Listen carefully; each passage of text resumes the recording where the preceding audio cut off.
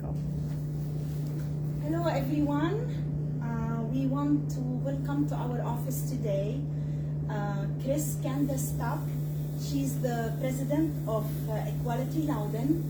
Cris, welcome you today at You've Got Made, and we are honored to have you. Thank you so much. Very much for coming. Well, thank you for having me. I'm really excited to be here. Can you tell us, please, a little bit about you and what led you?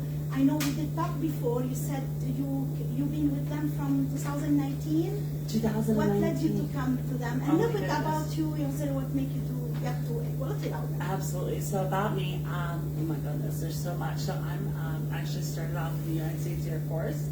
I served there for 8 years. I was a veteran, and then my wife and I got married, and we had 2 kids. Moved up here to Loudoun, where I started working as a scientist, and I came out in 2019. And so coming out as part of the LGBTQ community was a really difficult transition. And so I found a group of people who were wonderful, who accepted me, who gave me a place where I felt safe and comfortable, and that was Equality Loudoun. And then of course, COVID happened, and a lot of the folks who were leading it ended up leaving for better opportunities and other opportunities. And I stepped up. They said, we need someone to run this. And I said, I believe in giving back. I was raised in a family where we did charity, we did homelessness, or addressed homelessness, food insecurity, poverty. We were there for everything. So when I saw the opportunity for this new challenge, I had to take it. I wanted to help people, and this seemed like the best way to do it. Yeah, and you did mention that Equality Loudoun been like 20 years? Yeah, I've been around for 20 years. So they were founded in 2003 as a grassroots group, and they've largely been doing a lot of political activism, legislative lobbying, making sure people are aware of the issues, and that's really changed in the last 2 years. We became an official nonprofit and an official incorporated entity, and so we've begun offering services and programs, and it's really grown a lot in the last 2 years. Yeah. And this is what my second question. Can you talk to us a little bit about the different programs you have? Absolutely. So the one that I'm most proud of is our scholarship program. So we offer Loudoun's only LGBTQ specific scholarship. It is not just for public school kids. It is for anybody rising out of primary education. So seniors, whether they're private school, homeschool, or public school, and whether they're going to go to a 4-year college or 2-year college, a trade school, continuing education, certifications. We wanted to create an inclusive program that took into account people who are part of marginalized communities and make sure that they had an opportunity that exists for a lot of their peers, but not necessarily for them. And so we weigh that entire program based on how much they give back to their community, the challenges that they faced and how they've overcome that adversity, how well they do in school, and how much they really embody the values of Equality Loudoun. And then outside of that, we also offer a number of different services and programs. We have a crisis support program that helps homeless youth and young adults who have been left homeless suddenly to be able to transition into long-term housing care or housing solutions. We also offer educational grants for student groups, parent groups, and teacher groups. I can go on forever and ever. We have a bunch of stuff that we do, and we started offering in the last 2 years. So it's just amazing to have those resources. So you start this, Cris. I did. That's 3 years. We had a team of incredible people who have been working on this all along the way. It's all about like everybody together, isn't it? Like I always say, you can't do much by yourself alone. It's always when you are around other people as a group. It's always you can build something like amazing and you will never think about it. It's unbelievable. And our group is made up of parents and teachers and realtors and doctors and scientists and people from every single part of our community. So we really get the best of everything. So Cris, you did mention that you're really 40 hours volunteer hours. Yes. I shouldn't be. But you still have your own work, correct? Yes. I mean, wow, that's a lot. Like, how are you managing your time? It's 40 hours and 2 kids, and it's hard. 2 wonderful things. My board of directors, our team, is incredible. They put in so much work, despite the fact that they also have full-time jobs and they're business owners and leaders in their industries, and they do so much so that collectively it has a huge impact. And then also my wife. She is my rock. She keeps me going. She picks up the slack when I'm not there, and so she really I always tell her, and she says, no way. I said, no, if you weren't here, I could not do any of this. So her and my kids are just, they give me the strength, the power, and the time, and the grace when I mess up and I forget something to keep going. Somebody in the back will tell you. So, something you accomplish, like, tell us a little bit about some you accomplished during the 2 years from the time you come on board, you came on board, and you are proud of that. So probably the thing that I'm most proud of is the crisis support program. This is something that has been in development for a couple of years now, and we formalized it this year. And so the sort of way that it came about is that when I started in 2019, we were not long until we were in COVID. And in the middle of COVID, we got a random call from the Loudoun youth shelter. And they had a young man, he was a transgender boy, he was 17, and he had been unfortunately left abandoned. He was homeless, he was living in the shelter, trying to go to high school, trying to finish and be able to go on to his adult life. But he was 17, he was 7-8 months from graduating, and he had no resources. His parents couldn't take care of him, and they said, we don't know what to do with this kid.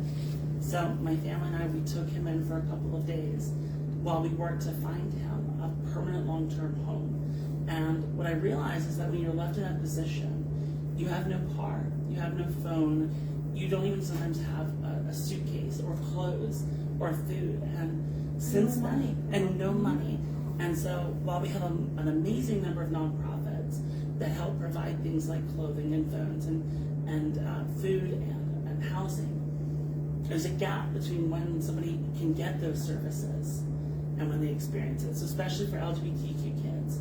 And this is I've had 3 different homeless kids that we have taken in the last 2 years because they were left homeless suddenly. They were kicked out, their parents found out that they were gay or lesbian or transgender, and for whatever reason, no longer were welcome. And the most recent case was a young girl who she had a job, she had a car, she had a phone. They said, no, you get none of that. You don't even get your clothes, you don't get medical supplies, you don't have medicine. And so that's when I really realized that the gap is real. We went to shelters, we went to housing nonprofits, and they said, we don't have rooms. We have nowhere for her to go. So I literally said, get in the car, we're gonna go to Target, we're gonna get a suitcase, we're gonna get you some clothes, we're gonna get you some food, a hot meal, help you get your medicine, your cell phone. And sure enough, she ended up working things out with her parents. She was able to go back home, get a job, make enough money to move out. Now she's living on her own, self-sufficient, and that's the kind of support you change life. Well, I just want to help because I was that kid once. I was kicked out at 17. So I want every kid who is kicked out to have that opportunity to live, not struggle. Most of these kids, when they get kicked out, they have no resources, and so they turn to the only things that they can do. They can't get a job, they have nowhere to live, so they'll turn to drugs, they'll stay homeless, or worse, end up dead. And I don't want that for kids. I don't want this for young adults. They have a future. They just need a little bit of support to get to it.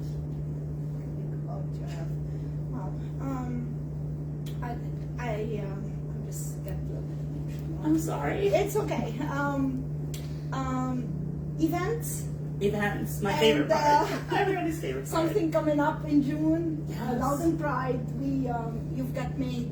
We were honored to sponsor this year and to be part of this wonderful event. Talk to us about Loudoun Pride. I know, and for all the listener, even businesses, it's not too late.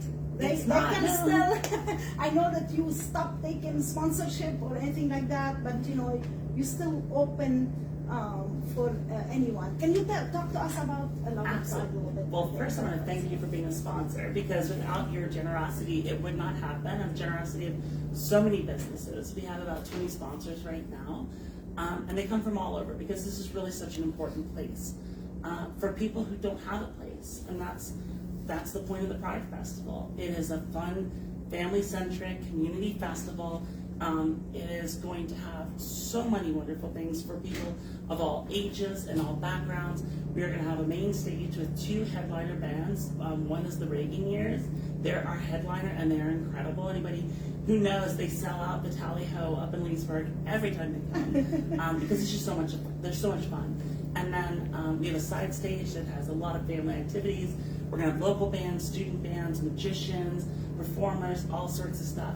Over 120 businesses, 20 different food, alcohol, and dessert vendors. There's gonna be Jack Daniels is bringing a whole thing, so we're gonna have margaritas. It's gonna be a heck of a summer day. And then we have dozens of kids' activities, bounce houses, balloon artists, face painters, and the sky is the limit. We want to create So we're expecting like 3,000 people this year. 3,000, yes. Woo! It's going to be a blast. This will be our second year, actually. So. And it is on June 4th, yes, from 1 to 7 p.m. Yep, and tickets actually sell out. So I always tell people, please get them early. There are 3,000 tickets for this year, and each ticket is a $5 donation to our LGBTQ community center.